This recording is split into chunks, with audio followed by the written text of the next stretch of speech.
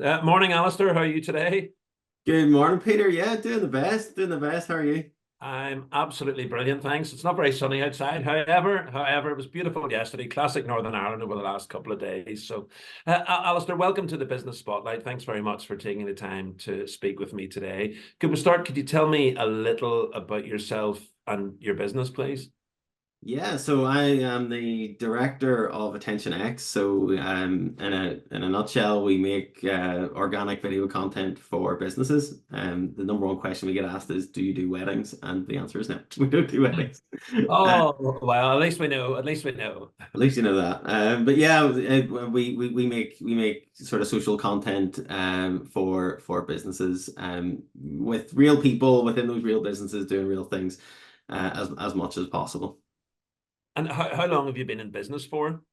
So I finished up my last job in October 2021, and we've been doing this ever since, and just sort of growing and developing it, and meeting our little goals along the way, and now I'm full time in the business. My wife is full time in the business as well, and we're now at a stage where we're sort of looking at bringing in the odd freelancer here and there, or and making that next step into sort of starting to bring in um a little team around us to help us grow further. And so, am I right in hearing that? So, October 21 was when you made the transition from employee to business owner? That's right. Yes. Uh-huh. All right, awesome. And what was the spark that led you to make that change? I think I was bored, probably. I have I suppose, maybe it's an attention span thing. I don't know. Maybe it's this sort of creative brain that I have, but I've been doing what I was doing before for about 4 years, in that position, and then for a couple of years before that as well. And I suppose I just felt like we needed a level up. We needed to do. I needed to sort of take control of my life and sort of reevaluate what I want, and what I want for our family, and really just take a bet on myself, really. So spend a lot of time. Everyone had a bit of downtime, I suppose, in and around that sort of COVID-y type time and place, and spend a lot more time than I ever have done, reading and writing and learning and thinking, and just came out of it, went back to work, and had a sit down with the boss who said, "Where do you want to be in 5 years?" And I couldn't lie anymore. I was like, I ain't going to be doing something else in 5 years, and that might suck for now, but we're going to get there. So yeah, and the other big thing that kind of hit me at that time is things like sports days, kids, and I have a 9-year-old boy and a 16-year-old girl, and they need me as well to be a role model to them. And for me as a grown man to go to another grown man and say, "Hey, can I have some time off till I go to my kid's sports day?" just didn't feel right anymore. And I wanted them to look at me and go, "He's the boss. He doesn't have a boss." So maybe that's an ego thing, but I just couldn't reconcile that anymore, and just went, right, I need to do something for me. If it fails, it fails, but at least I need to go and try.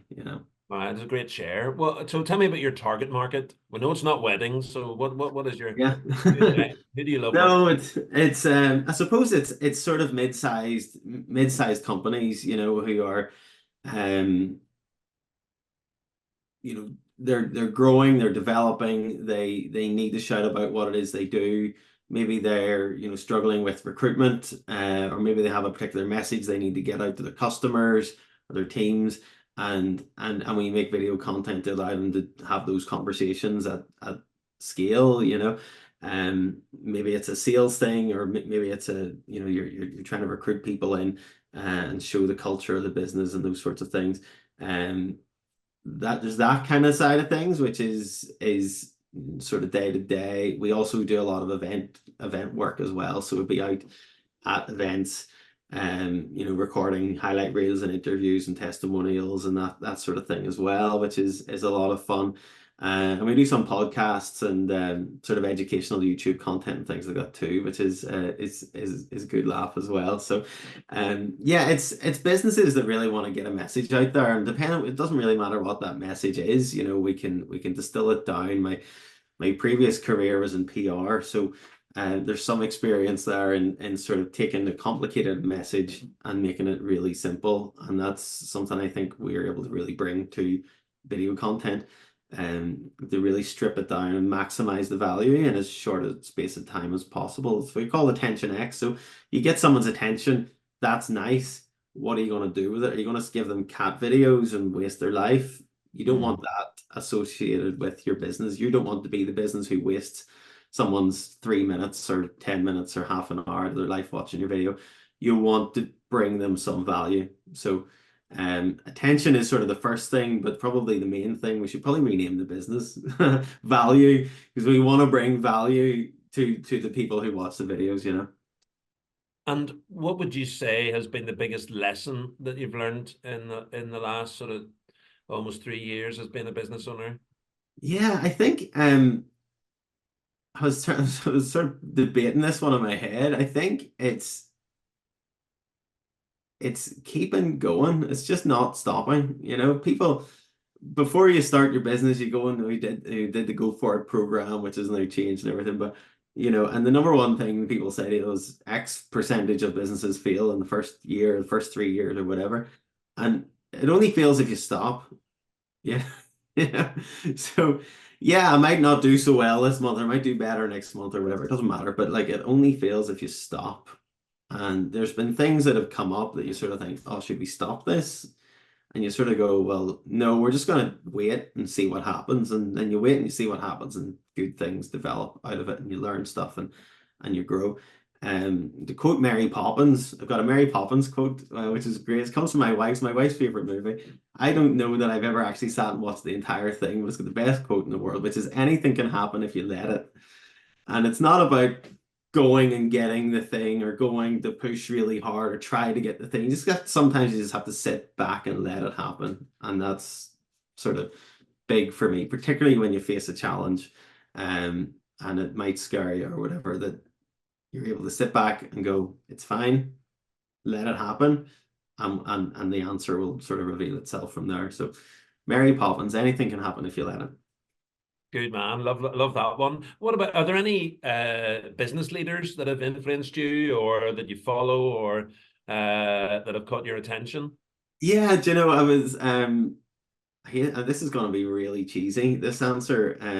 So there's a client of mine, a really, really great guy, that I worked with over the last year and a half or so, um, called Ryan Tierney, and his company's called Seating Matters. They're based up in Limavady, and they're just the most incredible company. Him and his two brothers, Ryan and Jonathan, and their mother Martina, who started the business.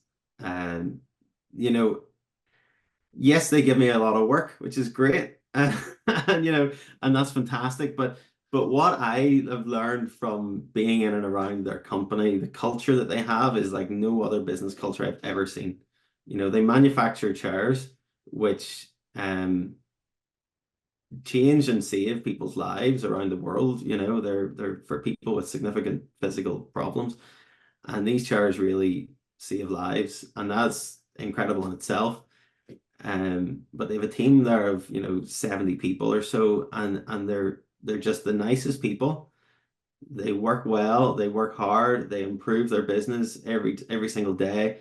They're just a real inspirational bunch to be around. And the things I've learned, I should be paying them for the education, you know, and less than paying me for the videos. I shouldn't, maybe don't put that in. So in case they see it. But yeah, I mean, these guys, Ryan in particular, we work really, really closely together. And while he's a client, I, you know, would consider him a friend in some ways. And, you know, some of the things that they're doing up there are just phenomenal. And the team that they've managed to create, the culture that they create, is just something that I, you know, see us doing in the future as we continue to grow. We're on a different scale, and we will always be in a different scale because we're not manufacturers. We don't need that many people probably. But to build a mini version of that culture that they have, it would just be an absolute dream. And what gets you out of bed in the morning and really drives your passion for your business? Do you know, I did a lot of work on this actually yesterday, which is really interesting, not related to this podcast, and I was just sort of looking at, what does drive what I value and all of those things. And I, what came out of it was something really surprising for me is developing people, which is strange because we're a two-person business. Um, but a lot of what I do is me trying to develop me, so that I can develop other people, be that my kids or be that our future team. And that goes back to the last question about the work that they're doing there up at Seating Matters, and how we can try and sort of replicate that or build a culture similar to it in what we do. So um it's kind of developing me and seeing who I can become so that I can better serve our clients, our family, our future team, and all of that. It's just me trying to be better. Do you know what's funny? I turned 40 recently. I know I don't look it, which is awesome. Uh, but I turned 40, and I had a conversation with my brother about another guy who had also just turned 40, and he said, "Oh, do you know he's 40? Like he'll not change now," something like that. And I'm like, "Hold on, I change every single day." Every single day I'm looking at what am I doing? How can I do it better? And sometimes you do it better, sometimes you do it worse, but you're always like, I just never, ever, ever stop. And sometimes you need to switch that off in your head, but I feel like it's development, it's growth, it's progress. And without progress, we're having no fun. So Good stuff. Like the sound of that. And what would be if you were on a desert island and you were allowed a book or a podcast to read or listen to, what would you go for? this is a strange one. Well, not a strange one, just I suppose uh, I'm not a huge reader in that I read a page and fall asleep, which I don't know if that's a disability or something. I have something wrong with me, where I read books and I fall asleep almost instantly. So I'm a sort of an audible guy. But the one book, well, I've read books, but the one that I find so easy to read that I actually keep a paper copy of, is U Squared by Price Pritchett, which is really, really, really small and is really, really easy to digest, and I just love that. Um, so that is probably the one, just because I would actually read it, and hopefully not fall asleep. Also I keep a copy of I keep two copies of it in our bathrooms, which is weird. Um, but it's so small and it's so short that I leave it there. And I never read it in the bathroom, to be fair, but I leave it there for the kids because it's somewhere they always go and they'll always see it. And someday they'll look at it and go, "What is that book?" And and maybe they'll pick it up and read it or whatever. But um, I just keep them there, and hopefully someday one of the kids will pick that up and have a look at it and go, "Here, do you know what? I can do great things in my life." It's such a cool way. And if you could invite any three people, alive or dead, to a dinner party, who would you invite? So again, this is a strange combination. I would love to be at this dinner party because it's my people. It's your dinner party. It's your dinner That's party, right, so you're going to exactly, be that's there. it. So probably the I was all I did a degree in psychology, right?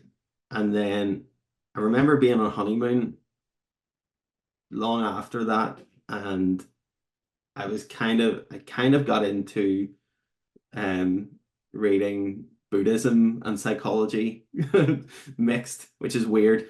Um and that I think is sort of the thing that started me really trying to focus on me, on myself, and how I am doing things rather than just doing things, reactively. So number one is probably the Dalai Lama, which is mental. Such a cool guy.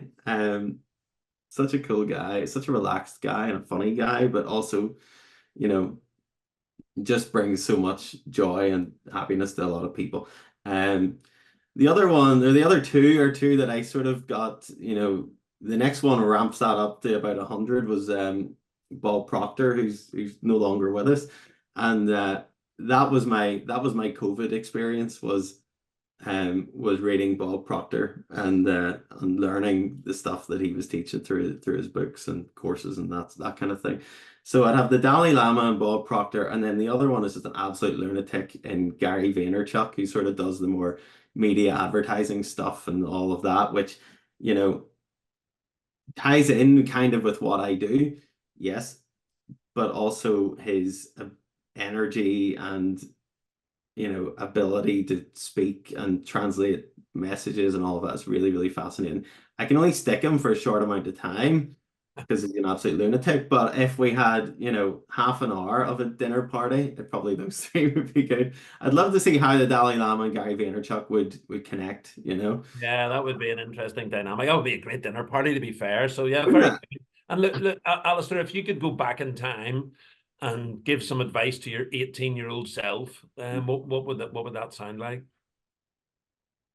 Um, I think at that time I would have beat myself up a lot over the things I couldn't do or failed at.